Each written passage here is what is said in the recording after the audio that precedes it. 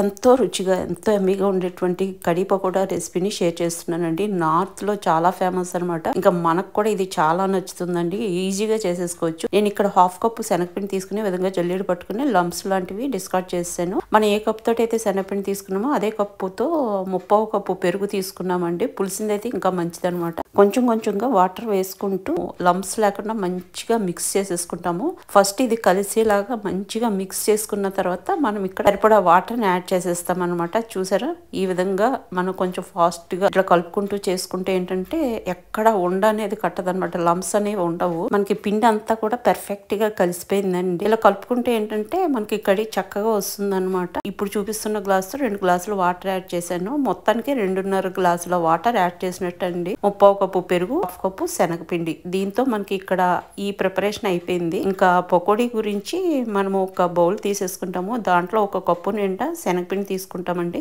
దీన్ని కొంచెం జల్లెడ పట్టుకుంటే మంచిది. పర్ఫెక్ట్ గా ఈ మెజర్మెంట్స్ ఫాలో అయితే మనకి పర్ఫెక్ట్ గా ఉంటుందండి కర్రీ.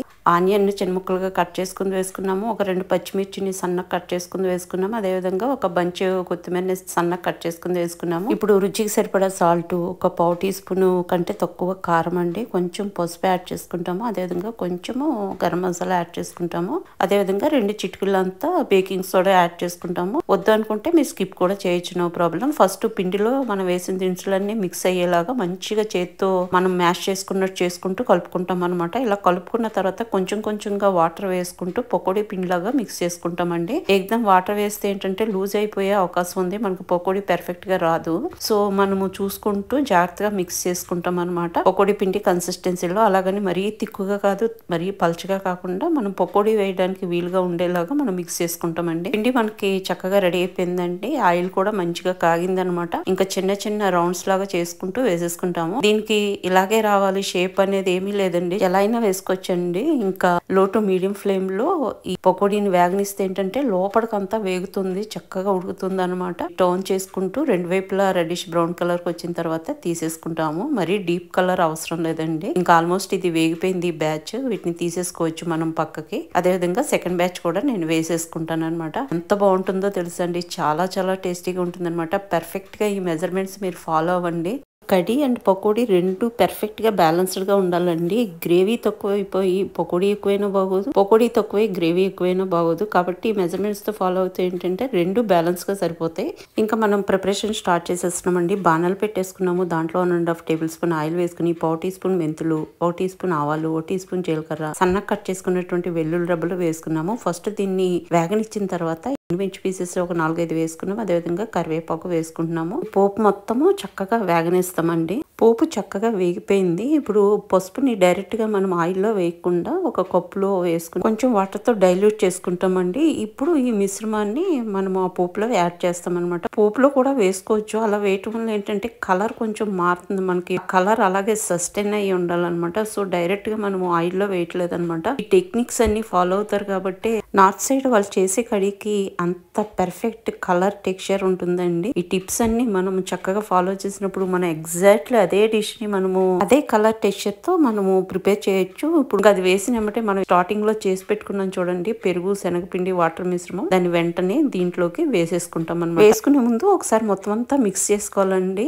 శనగపిండి ఏంటంటే కిందకి డౌన్ కి వెళ్ళిపోయే అవకాశం ఉంటుంది కాబట్టి మిక్స్ చేసినప్పుడు మళ్ళీ పర్ఫెక్ట్ గా కలుస్తుంది. ఇలా వేసినమంటే మనం ఇంకా కంటిన్యూషన్ గా మనం స్టీర్ చేస్తూనే ఉండాలండి. లేకపోతే ఆ పెరుగు విరిగిపోయే అవకాశం ఉందన్నమాట. మనకది అట్లీస్ట్ 2 మినిట్స్ అయినా మనం మిక్స్ చేయాలి. ఒక్కసారి మరుగు వచ్చిన తర్వాత ఇంకా మనం బేఫికర్ ఉండొచ్చు అనమాట. లేకపోతే కోడి విరిగిపోయే అవకాశం ఉంటుంది. కంటిన్యూషన్ గా మనం స్టీర్ చేస్తూ ఉండాలి. 15 నుంచి 20 నిమిషాల పాటు మనం లో ఫ్లేమ్ లో చక్కగా మరగనిస్తామండి. మెల్లిమెల్లిగా అది చిక్కబడిపోతుంది అనమాట. ఇప్పుడు చూపిస్తాను మీకు మరిగిన తర్వాత ఏ కన్సిస్టెన్సీకి వస్తుంది అనేది. చూసారా, చక్కగా చిక్కబడింది. ఒకవేళ మీకు మరీ చిక్కగా ఉంది, కొంచెం థిన్ గా కావాలి అనుకుంటే కనుక మీరు కొంచెం హాట్ వాటర్ గానీ నార్మల్ వాటర్ గానీ యాడ్ చేసుకోవచ్చండి. బట్ ఇది పర్ఫెక్ట్ కన్సిస్టెన్సీ అనమాట. మనకి ఉండే కొద్దీ ఇంకాస్త చిక్కబడుతుంది. ఇంకా మనం వేపించి పెట్టుకున్నటువంటి పకోడీ ఇక్కడ మిక్స్ చేసేసుకుంటాము. పకోడీ అయితే ఎంత టేస్టీగా వచ్చిందో తెలుసండి. నేను ఈ కర్రీ చేస్తున్నాను, పక్క నుంచి తింటూ ఉన్నాను అనమాట. చాలా టేస్టీగా ఎమ్మీగా వచ్చినాయి పకోడీలు. ఇంకా పకోడీలు యాడ్ చేసిన తర్వాత కొత్తిమీర కూడా ఒక గుప్పుడు నిండా యాడ్ చేసేసుకుంటాం, సన్నగా తరుక్కుంది.